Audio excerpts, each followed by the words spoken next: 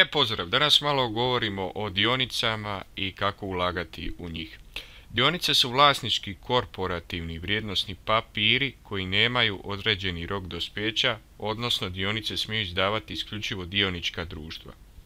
Svako ulaganje u sebi sadrži i elemente rizika, pa ni ulaganje u dionice nije izuzetak. Stupanj rizika kod ulaganja u dionice ovisi o njihovoj vrsti i kvaliteti, ali i općoj situaciji na tržištu. Što je veći potencijalni povrat na ulaganje, to je veći rizik koji se preuzima.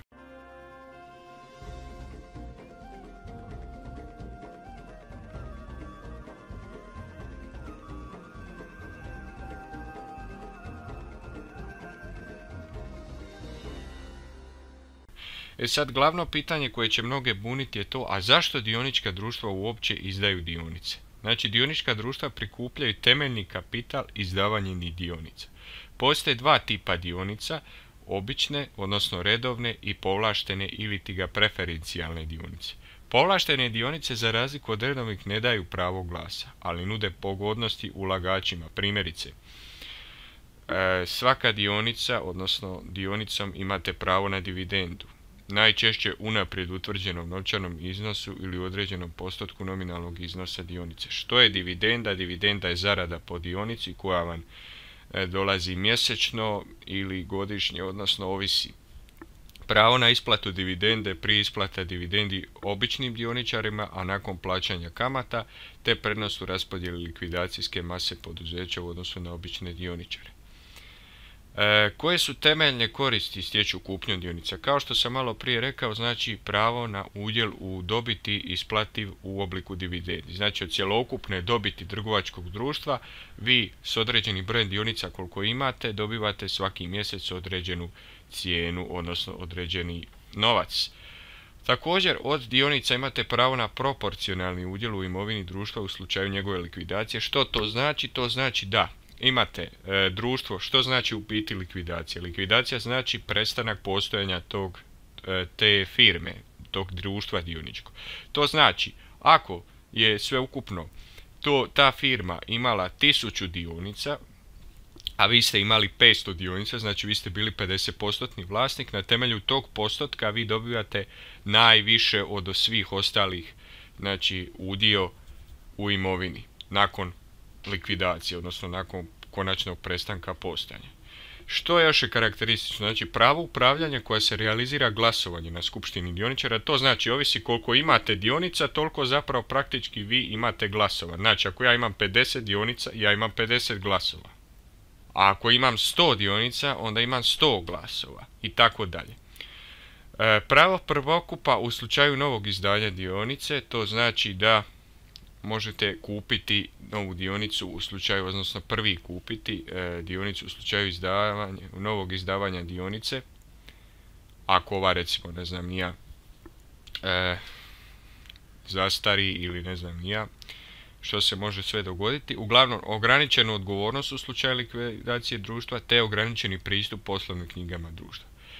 Sad se pitanje, budući da nominalna vrijednost dionica ne igra nikakvu ulogu pri svakodnevnom trgovanju njima, što znači nominalna vrijednost? To znači ona nominalna početna, možemo reći vrijednost recimo 10 kuna, da je jedna dionica, ona ne igra nikakvu ulogu pri svakodnevnom trgovanju njima i onda se postavlja pitanje kako odrediti kupovnu, odnosno prodajnu cijenu dionice. Prije svega morate znati da indeks cijena dionica najvažniji je pokazatelj dinamike cijena dionica. A kako se on izračunava? Znači on predstavlja ponderiranu aritmetičku vrijednost cijena izabranih iz reprezentativne grupe dionica. Kako izračunati ponderiranu aritmetičku sredinu?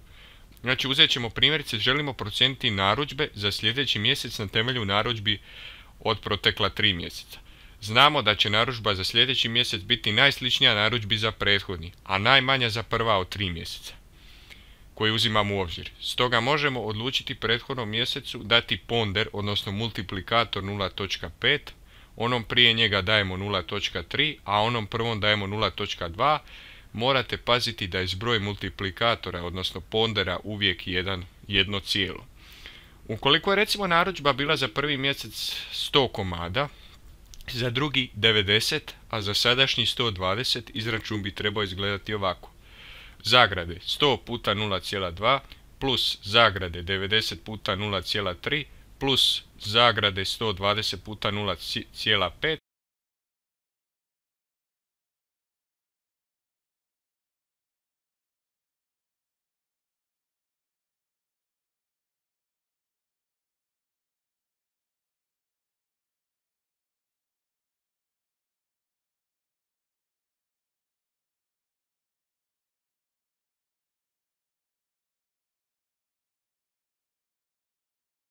i kad se sve to izračuna dobije se 107. Što znači ovaj broj 7? 107 znači da za sljedeći mjesec je zamišljeno da bi trebalo biti 107 komada narudžbi. Na isti način tako funkcioniraju i dionice. Međutim, prodaja cijena dionica je određena cijenom koju kupac voljan platiti u određenom trenutku, odnosno po koju je cijeni prodavatelj spreman prodati. Ako te dvije cijene se poklapaju, ostvarit će se kupoprodajna transakcija, odnosno bolje rečeno kupnja i prodaja. A ako se potražnja za određenom vrstom dionica povećava, njihove će cijene naravno porasti. Ako se pak potražnja za smanji, cijena će dionica pasti. Što to znači? Recimo, ako 50 ljudi želi kupiti 50 dionica, cijena će porasti gore. Međutim, ako 20 ljudi želi kupiti tih 50 dionica, onda će se cijena smanjiti kako bi oni mogli kupiti. Jer u protivno, ako se ne smanji cijena, a pošto je mala potražnja za dionicama, znači malo ljudi želi kupiti dionicu, onda praktički neće niko kupiti, ni onaj ko želi. Isto tako i obrnuto, čim poraste potražnja za dionicom, odnosno za nekom stvari, općenito ovo sad govorimo o dionicama, možemo pričati o mobitelima, čim poraste cijena za nešto, automatski je naravno i veća cijena jer je više ljudi spremno platiti za to. I tako dalje. Znači cijena dionica oblikuje se putem tržišnog mehanizma ponude i potražnje. Sad sam malo prije objasnio što je to. Koji su glavni činitelji što utječu na cijenu dionica? Znači, na tržišnu vrijednost dionice utječu brojni činitelji, a glavni su očekivana zarada koju će poduzeće ostvariti u budućnosti. Recimo, ako se očekuje da će zarada poduzeća u budućnosti biti veća nego što je povratna uložena sredstva ulaganja sličnog rizika, cijene dionice će rasti. Financijska snaga poduzeća, to znači kako, jesu li dobro stojeći, jesu li u dugovima ili nisu u dugovima i tako dalje. I djelatnost poduzeća je jako bitna. Recimo, ako uzmemo ove moderne računalne tehnologije ili neko drugo poduzeće koje se recimo bavi izradnjom video igrica, vrlo vjerojatno da će kod njega biti jako velika potražnja za dionicama, odnosno da će to društvo vrlo dobro poslovati. Svi znamo da tehnologija je danas nešto najvažnije. Dok s druge strane, ako imamo neku djelatnost koja nije toliko tražena, onda naravno tu je pitanje da li će se cijene moći povećati ili neće. Kako ocijeniti koje su dionice pogodne za ulaganje? Ovo je najinteresantnije pitanje i vjerujem da velika većina vas to zanima. Znači, ulagač, taj koji želi uložiti u dionice, najprije mora odrediti ciljeve svojeg ulaganja. Odnosno definirati je li mu cilj dugoročna ili kratkoročna financijska dobit. Što znači dugoročna financijska dobit, a što znači kratkoročna? Znači, pod pojmom dugoročna financijska dobit smatra se da će on od te zarade, odnosno od te dobiti, o dionici imati dugoročno, odnosno da će to trajati više od 5 godina, dok kod kratkoročne se smatra negdje do 5 godina da će on imati tu zaradu dionica. Također mora odrediti stupanj svoje sklonosti riziku. Je li spreman podnijeti veći rizik ili osoba koja od rizika zazire. Ako osoba od rizika zazire, naravno manje su šanse, odnosno nisu nemoguće, ali manje će sigurno zaraditi. Međutim, ako ste vi spremni podnijeti veći rizik za dionicu, znate svi onu uzrečicu tko riskira taj profitira, znači imate veće šanse da zaradite puno više nego ako niste skloni riziku. Sukladno zacrtanim ciljevima i stupnju sklonosti, znači prema riziku, te uz konzultacije sa stručnjakom, ko se pod ovime smatra stručnjak? Broker. Što je broker?